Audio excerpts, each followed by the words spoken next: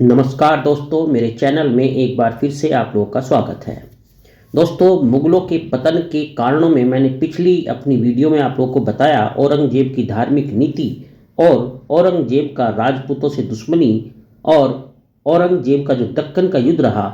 ये तीन कारण मैंने आप लोगों को बहुत डिटेल में समझाए थे और इन तीन कारणों की वजह से किस तरीके से औरंगजेब की साम्राज्य की नींव हिल गई थी।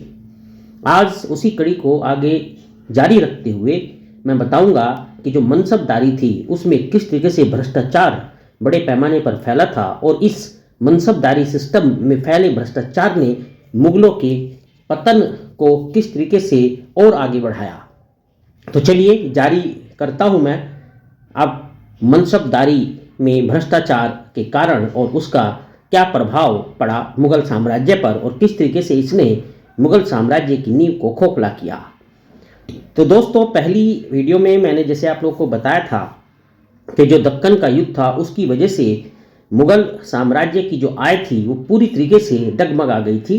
यानी आय का जो एक बहुत बड़ा हिस्सा था वो अब सेना पर खर्च हो रहा था। इन युद्धों में इतना पैसा खर्च हो रहा था कि आय कम पड़ने लग गई थी। जहाँ तक अब बात करें हम मनसबदारों की, तो औरंगजेब के समय में जो मनसबदार थे उनकी संख्या बहुत ज़्यादा हो गई थी। शाहजहां के समय में मनसबदारों की संख्या 8,000 थी और औरंगजेब के शासनकाल में मनसबदारों की संख्या 14,449 हो गई थी। तो इस तरीके से अगर देखा जाए तो मनसबदारों की संख्या लगभग औरंगजेब के समय में शाहजहां के समय से दोगुनी हो गई थी। औरंगजेब का सैनिक खर्च शाहजहां के सैनिक खर्च से लगभग 2 गुना था। औरंगजेब के अधीन मनसबदारों में से लगभग 7,000 को जागीरों के माध्यम से भुगतान होता था और लगभग 7,450 को नगद जो है भुगतान होता था। जागीरदारों के माध्यम से भुगतान प्राप्त करने वाले मनसबदारों की संख्या में अत्यधिक वृद्धि के कारण मनसबदारी व्यवस्था संकट में पड़ गई थी, क्योंकि जागीरों की संख्या काफ़ी नहीं थी और इस प्रकार से जागीर प्राप्त करने से पहले बहुत से मनसबदारों को कुछ समय तक लंबी प्रतीक्षा करनी पड़ती थी।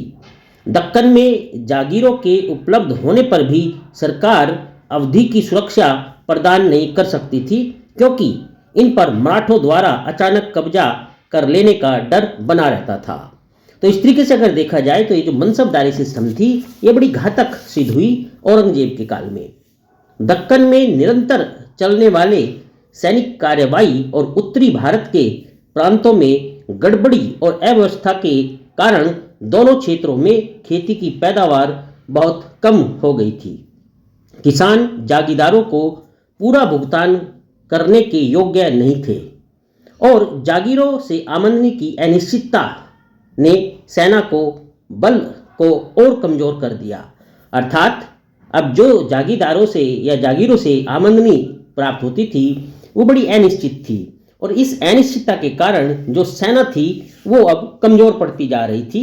यानी सेना का जो दमखम था अब वो उतना मजबूत नहीं रहा था, उसमें कमजोरी आनी शुरू हो गई थी।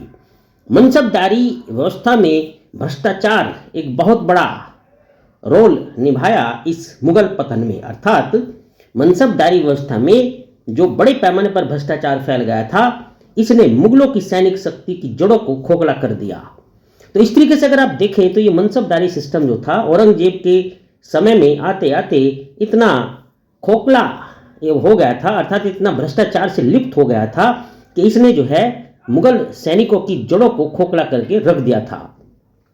तो इस प्रकार से अगर देखा जाए तो युद्ध, अव्यवस्था और सरकारी अत्याचारों ने व्यापार और उद्योग को भी काफ़ी नुकसान पहुंचाया।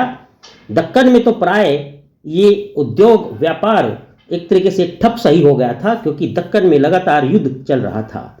आक्रमणकारी मराठा गिरोह ने नर्मदा के उत्तर में शक्तिशाली रक्षक दस्तों के बिना काफिलों का गुजरना असंभव बना दिया था।